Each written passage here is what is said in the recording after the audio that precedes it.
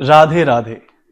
This is Rasik and I warmly welcome everybody to the Beyond Lectures at Sanskriti, only with Sanskriti University. Today we have a very amazing guest. Yes, let's together welcome Dr. Claus Con, Managing Director, Ephine GmbH, Berlin, Germany. We welcome you heartily, sir, at the Sanskriti University. Thank you. How are you feeling? Very good. And if I may make an addition to what you have introduced me, Yes. I'm also leading development in PI Industries, Okay. which is a really interesting company from India. Okay, that is very amazing to know, sir. I just want to know your views. Like, how was the seminar went today at Sanskriti University? I think it went very well. Mm-hmm. I always want to have more engagement from students. So I think we were good in the engagement level, and I always aspire for even more engagement with the students because the students are the future. It's about the students, not about us.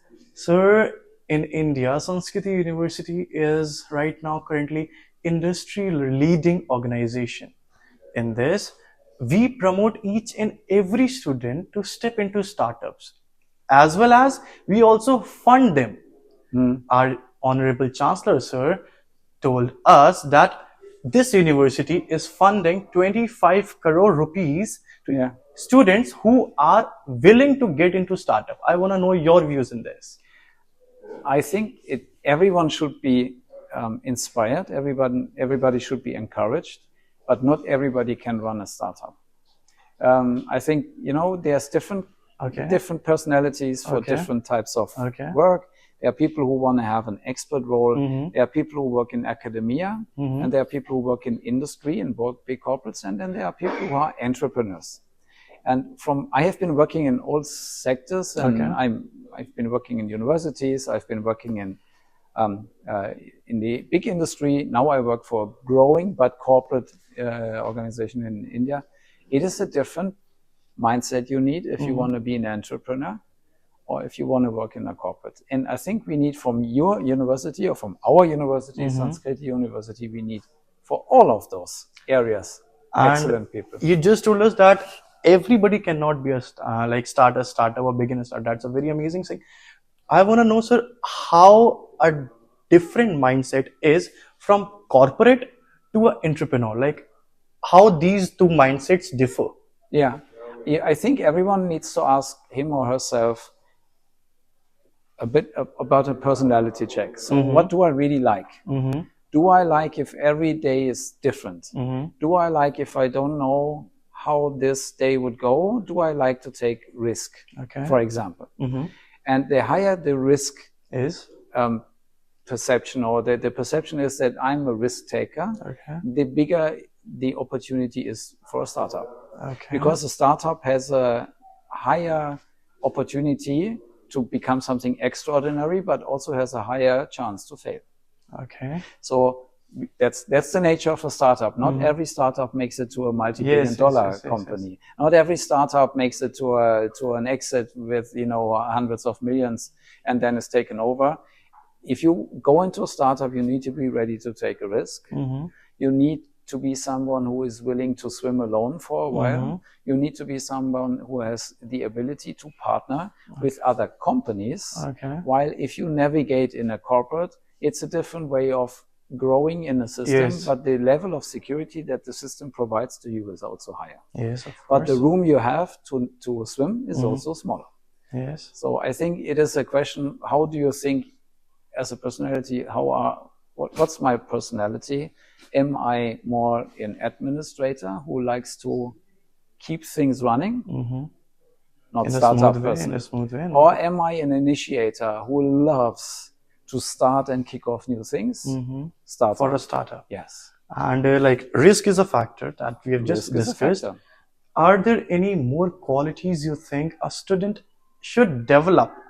In if we do a personality check, you just told us, and in my personality, I think yes, I have that mindset. But after that, are there any qualities you think a student should develop in him or her? Yeah, I think if you want to run a startup, also if you are a total scientist, totally focused on, for example, agricultural sciences, you will run into an issue because, as we try to demonstrate today, if you have a startup but you don't have a business case, you will fail. Okay. If you have a startup and you're not able to attract investors or even the government, but you need to speak their language, you will fail. So a startup, an ideal candidate for startup must have a couple of interesting capabilities, like a burning idea, which is the foundation. And also the capability to burn for the idea. Not only the idea must be really great, but then also you need to really demonstrate that you are 100% behind this.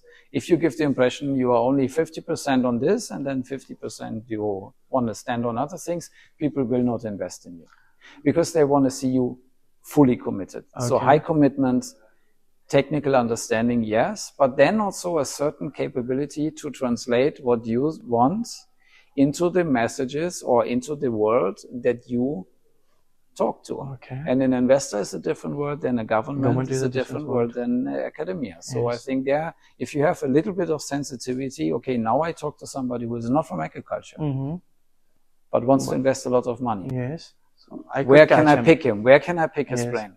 And where can I pick his interest? Like we just talk about interest, and you mentioned a couple of qualities. Yeah. So I think rather than pushing it alone, I think we should focus towards building a team before building a startup. Yes, absolutely. A team, that's one thing, but then also partnerships. Don't reinvent things which are already there. If you want to build a startup and you have some tools that you need and they're already in the market, why would you build them yourself? Focus on what is the essential part, what's your invention, and partner with those who can do complementary things that you need but don't want to invent yourself. And of course, always in investor, I can share this from my experience, if you make a pitch, they want to see the team. Yes, of course, yes. And they want to see who is in this team. Are these people 100% committed? And do I believe they can do it? They want to understand why. You need to show them why me. Yes. Why us or why me? Why us, actually, much better. Why us? Why us? Why us? And why this? Now, by us. So this is the clear message you need to deliver. And I think also you need to be able to prove your case. So if you want to run a startup, just the idea is not enough.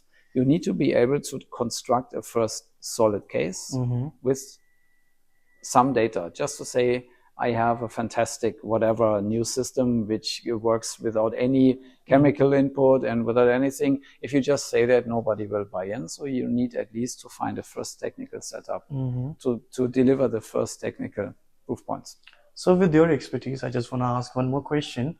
Like you just mentioned about agriculture, that sector. Even our Indian government, Honorable Prime Minister Mr. Narendra Modi is also focusing in that sector too. Great. And our university is also running parallelly with the fields with the guidelines or we can say with the vision of the Prime Minister and focusing towards the agriculture sector. I want to know from you that how vast this sector is in nation-wise or we can say internationally, which can help our students. I would say there's no more important sector than agriculture. That's a very big thing. It is. Because the impact on, health, nutrition, and our planet is the biggest of agriculture of anyone else. So if you get agriculture right, then you get us right. That's the base, right? I would say. So I would say if people look for, I just do not want to earn some money or make something which can give me a life. I want to make a massive impact. I want to go into a space where impact is possible, where my brain is supporting really impactful ideas. Then I think agriculture is the best place to be. And then what we try to show today is it's a very fast evolving sector, but it does not have the image to be fast. Yes. So farmers are seen as very traditional people, and many farmers are very traditional people. So people don't think that this is the sector where technology is hitting the ground, where the really fancy, cool things are happening. But this is why it's even more important that your generation now steps up and says, we are the generation that has been growing up with iPhone and all these type of things. It's part of my daily life. Okay. And it will be part of my daily job as a farmer as well. And I will make it part of the farmer's daily job. And this is where I think now we really will bring this to agriculture. And also I think the next generation of farmers is hungry for it. Okay, thank you so much, sir, for sharing your experiences, sharing your expertise with the Sanskriti University. I wish you all best of luck. It's a pleasure to be here. Thank you so much, sir. Be a part of Beyond Lectures at Sanskriti, only with Sanskriti University. Thank you.